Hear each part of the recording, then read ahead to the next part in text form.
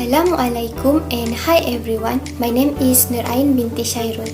I will explain about what is authority. Authority is a legitimate exercise of power. The publicly recognized ground rules for the operation of the political system assign power to a position. When someone is given authority, he has the right to command and be obeyed by others when they are acting within his domain. People will comply without questioning why they must comply because they realize the power. For example, the Prime Minister Act are accepted voluntarily by the people and his commands are carried out without the need of force or sanction, thanks to the inherent authority of the position. Another example is a police who pulls over a speeding automobile on the highway. In Malaysia, we use 4 methods on how government obtain authority, which is traditional, charismatic, legal rational, and election. That's all from me. Thank you. Hi, my name is Nazieana. I will talk about traditional authority. Traditional authority is a power that has been established based on ancient custom or tradition or convention from generation to generation. It is a kind of powerful leadership in a government largely tied to tradition or custom. From king to king, religious leader to religious leader, and so on. Thus, the monarchical system dates back to the past. As we know, in Malaysia, we inherit the system from Sultanate of Malacca. This type of traditional authority is found in traditional society that is like the ancestor who lived during the monarchy. They maintain the rules made by the king, because ordinary people have no right, no protest or speak, but they must follow every rule and custom that has been set.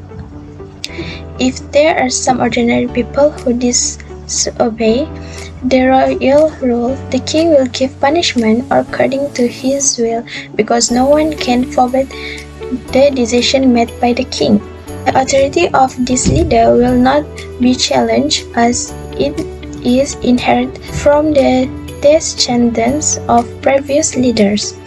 For example, the throne of a king will be inherited to his eldest son, because he will be the successor if the king of the kingdom die.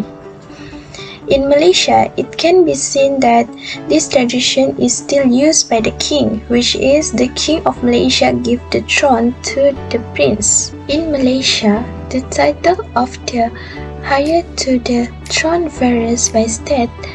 The title Raja Muda is used by the state of Perlis, Kedah, Perak, and Selangor, while the title Tunku Mahkota is used by the state of Johor, Tunku Mahkota, Pahang, and Kelantan. The state of Terengganu use the title Yang di-Pertuan Muda. The heir to the throne for Negeri Sembilan consists of the 4 princes. In addition, there are some old elements that were once practiced in the old Malay system of government, and it is maintained in the national constitution until today, and are also classified as element of tradition. One of that, Islam is the federal religion. The Malay are defined as people who are Muslim and practice the Malay way of life and culture, as well as speak in Malay. Malay who are known for their obedience and abstinence from rebellion against the Sultan, so easily accept Islam as the new religion. Moreover, the Sultan is said to be the head religion. For example, the monarchical institution is the head of religion in their respective state and is responsible for maintaining the religion of Islam. Also, the ruling king must be a Muslim.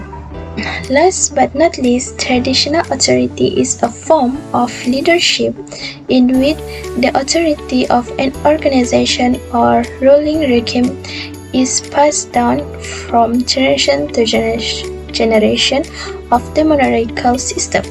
To preserve the heritage of the throne until now, the traditional authority is still maintained by the king.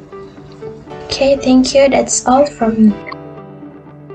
My name is AIMAN Daniel bin Abdul Rashid, and my ID student is 2021108811. So, today I will explain about this charismatic authority. Charismatic authority is a concept of leadership developed by the German sociologist Max Weber.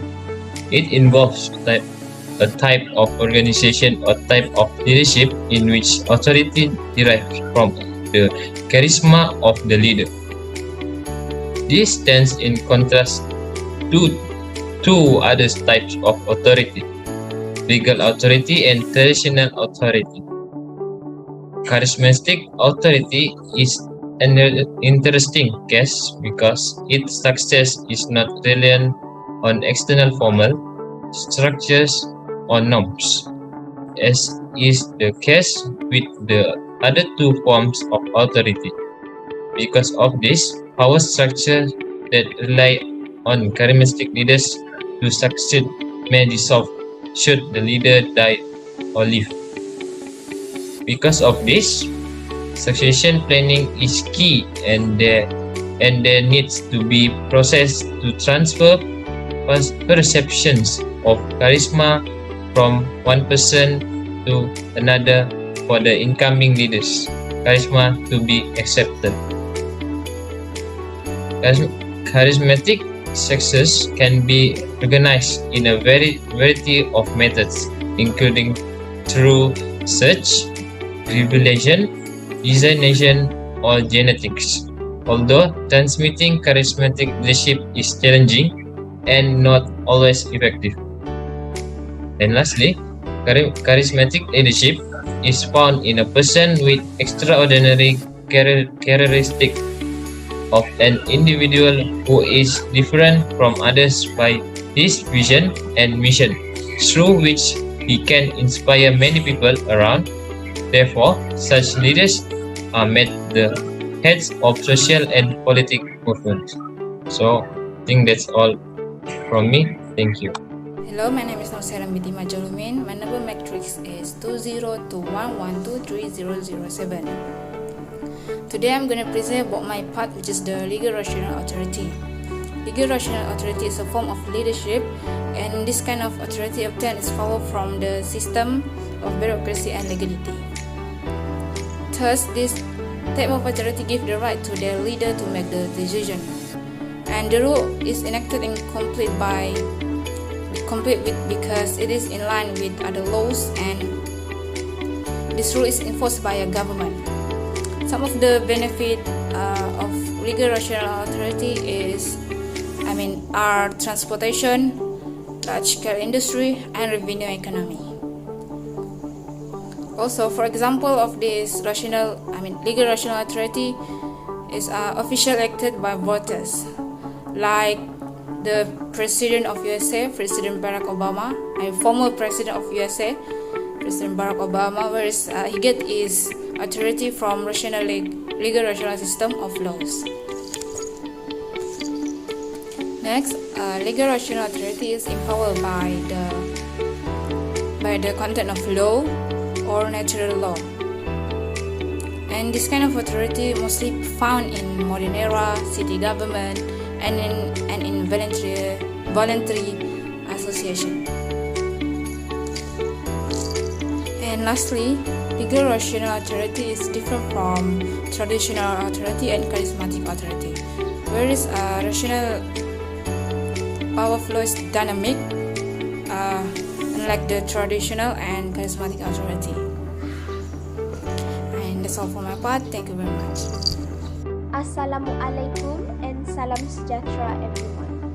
My name is Nurul SALINAH, student ID 202110735. Now I will present the last point for this presentation, which is election. Election is a way in which people will choose their candidate, or another form of government or representative democracy. Every few years, most of democracies will hold new election for the national legislature, which the legislature elects the government. Usually, the election will go through a majority vote in the legislature. The beginnings of election in the modern world can be traced back to the gradual establishment of representative governance in North America and Europe in the 17th century. On that time, the notion of the holistic features of medieval of representation has been transformed into a concept in which is more individualistic.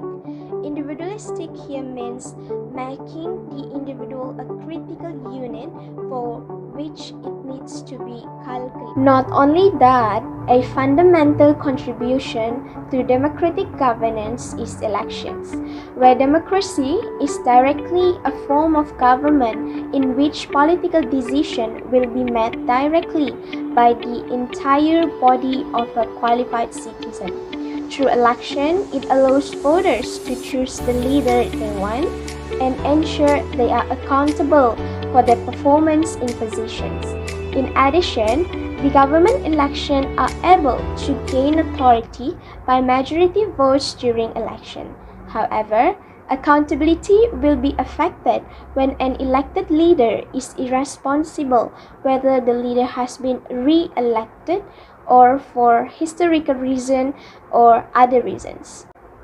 For the last point, 3 types of election that being held in Malaysia. As for Malaysia, there are 3 types of election that being held in Malaysia, which is Pilihan Raya Umum, PRU, Pilihan Raya Negeri, PRN, and Pilihan Raya Kecil, PRK. PRU and PRN is a general election that will be held throughout the state after the Prime Minister has the consent of the Yang di-Pertuan Agong to dissolve Parliament and must be held within 60 days of the dissolution of Parliament. For PRK is a by-election involving the Assemblyman's representative and members of the House of Representatives. This election will be held if there is a vacancy in the Assembly constituency and members of the House of Representatives after being declared by the Speaker of the House of Representatives and the Speaker of the State Assembly. After that, SPR, or known as Suruhanjaya Pilihan Raya, will make a by-election within 60 days after the declaration that of the vacancy of the Assemblyman and the member of the House of Representatives. Among the parties contesting in the election is BN, PKR, DAP, PAS, AMANAH, Warisan, Sabasta, IND, PPBM, and PFP. I think that's all from me. Thank you so much for your attention. Hi everyone, it's me again, and conclusion for this topic is Malaysian government only use a proper method to obtain authority such as traditional, charismatic, legal rational, and election. All of these methods are legal and without use of force. Government need to obtain authority so government can provide order and security in people's lives, manage conflict peacefully and fairly, and last but not least, protect important rights and freedoms. If government have authority, so the state will be easy to manage because the people obey to the order that the government give to them. That's all from us, and thank you everyone for your attention.